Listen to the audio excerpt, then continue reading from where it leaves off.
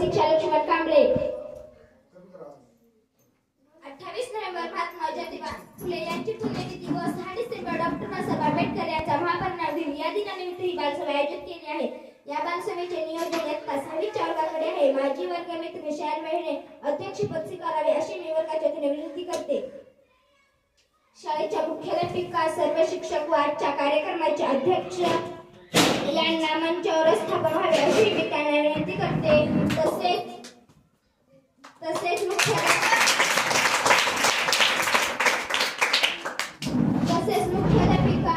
मुख्याध्यापिका व अध्यक्षांना महात्मा फुले आणि डॉक्टर बाबासाहेब आंबेडकर यांना प्रतिमेस पुष्पहार अर्पण करावा अशी मी त्यांना विनंती करते.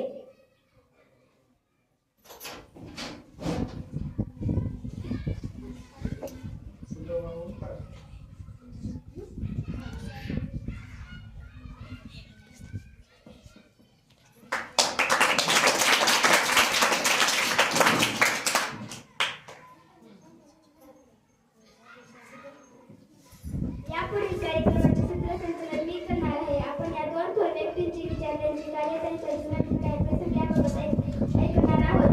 इयत्ता 6वीच्या वर्गातील अफवान आपले विचार मांडेल. माननीय व्यासपीठ आणि माझ्या मित्रांनो, आज मी महात्मा फुले यांच्या कार्याबद्दल बोलणार आहे. मुलींसाठी शाळा सुरू करताना महात्मा फुले यांना आतोनात कष्ट सहन करावे लागले, पण तरी ते आपल्या विचारापासून डगमगले नाहीत. त्यांच्या या विचारामुळे आज स्त्रियांसाठी शिक्षणाचे दरवाजे खुले झाले आहेत आणि स्त्रिया शिक्षण देशाच्या विकासाला हातभार लावत आहेत. अशा या महात्माला अभिवादन करून माझे 2 शब्द थांबतो. जय हिंद, जय भारत.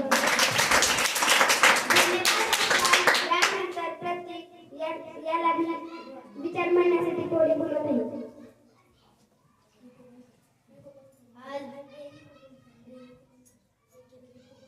आज मी डॉक्टर बाबासाहेब आंबेडकर यांच्याविषयी बोलणार आहे. डॉक्टर बाबासाहेबांचे मूळ नाव भीमराव होते व त्यांच्या वडिलांचे नाव रामजी होते. व्यावसायिक व शिक्षण येथे असणार होती म्हणून त्यांनी बाबासाहेबांना शिक्षण घेण्यास भरती दिली. त्यासाठी त्यांनी अपार कष्ट केले. बाबासाहेबांच्या बरोबरीने बारीक लक्ष असायचे. वडिलांच्या विचारात फक्त आंबेडकर याच्यावर होतं.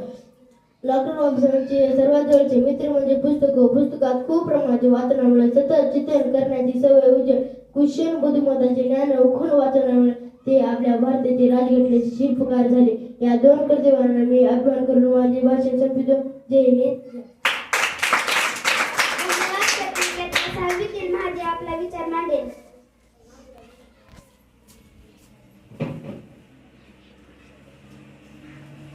महात्मा ज्योतिबा फुले यांना महात्मा फुले त्यांनी समाजासाठी देशासाठी प्रचंड कार्य केले. तसेच समाज केली. विधवा